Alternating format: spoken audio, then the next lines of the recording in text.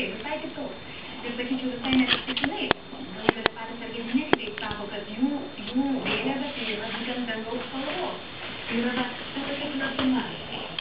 Ir tai jaučiasi taip pat ir jų charakteryje.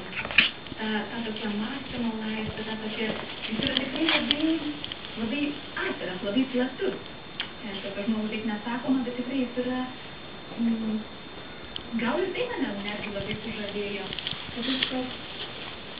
Ir toje platumoje labai daug vietos viskam. Jis gali priimti bet ką. O tavęs negąsdino tai, kad vis dėlto tai yra, bet ir kad tu gyvenai ir buvai išėjus už pokytį, bet ir galbūt už europiečių. Tai yra artimesnė galbūt kultūra negu Lietuvai, negu Latino Amerikos tradicijos, papročiai, kultūra. Ar tu nebijojai, kad čia gali būti sudėtinga pritapti, jeigu kalbame ne apie laikinus poveržius, kad ir stipriausius jausmus, bet jeigu orientuojamės ilgalaikį kažkokį ryšį, ilgalaikį pastovų, net į gyvenimą? Taip, bet aš sakyčiau, vienas dalykas yra žmogus, su kurio kartu nori praleisti visą savo gyvenimą. Ir šito gyvenimas dabar neišeina prognozuoti.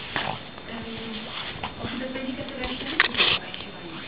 Ir sakyčiau, nuomonė tame sutampa, mes nesam prisirišę prie šalies, mes nesam teisūs. Mes galim bet kurio momentu, bet kur, taip, savo įsitikinimai, bet mūsų įsitikinimai, bet kokiu momentu ištikti bet kokią pasaulio šalį, taip, į Afriką, į Aziją, kad tik kartu, svarbiausia kartu. Jau 3 metai atviri ir Bosnisas gyvena Argentinoje. Šiuo metu nuomojasi Bogotą žaliame Buenos Aires rajone Olivos. Iš balkono mato, kaip ankstai į tos žalumos dengiamą namą leidžiasi Argentinos prezidentės lėktuvas. Kai čia atskrenda pietų, tai grįžta vakarais arba taip skrenda rytais. Regi, kaip kaimynų baseinų mėlyje atsispindi vakarėjančių žarų. Savo poros jausmų dinamika vienyje tai, kad anksčiau vaikų nenorėjusi atvilis augina 2 dusyteres, 2,5 metukų Laura ir 10 mėnesių Aistė.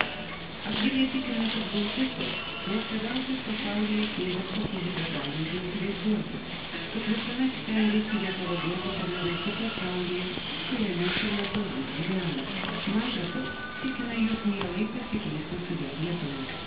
Aš neįsivaizduoju geresnę prieigą. Iš tikrųjų labai daug su vaikais. Ir netgi, sakyčiau, čia labai retas bruožas turbūt vyrų tarpe. Jis pats norėtų pabūti su vaikais.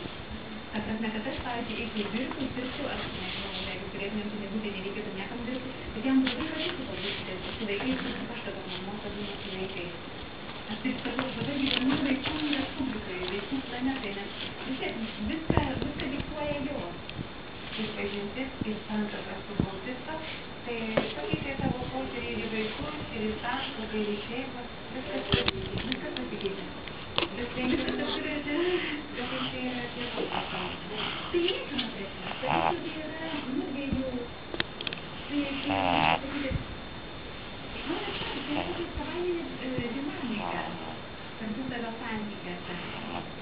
Darant signalas šeimoje taip pat yra savo žingsnelį. Kiekviena kitų sako.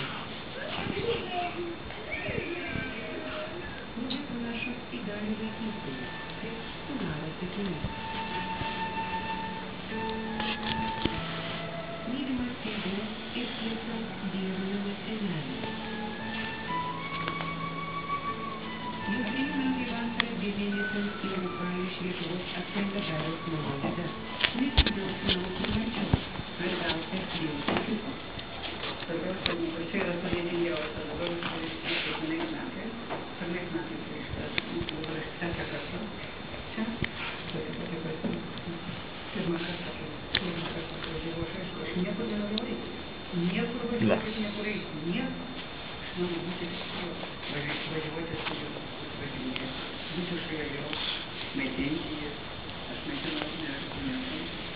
Aš ir esu.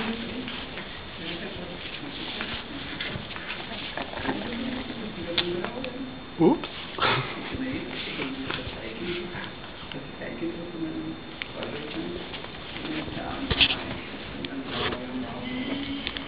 Namus tėvai Osvaldas ir Ampara iš pradžių nepasikleis sutikę dukters meilė nežinia iš kur atsiradusiam jūreiviui, po pirmojo susitikimo su Dariumi jau vadino jį sūnumi. Kariškis, atsargus ūkininkas, karate vidurio dirbų meistras, nesiskiriantis su pistoletu Osvaldas, sakė, jog džiaugiasi, kad jų šeimos ir taip maišyta portugalų, italų, ispanų, guaranių kraują papildė dar vienas lietuviškasis.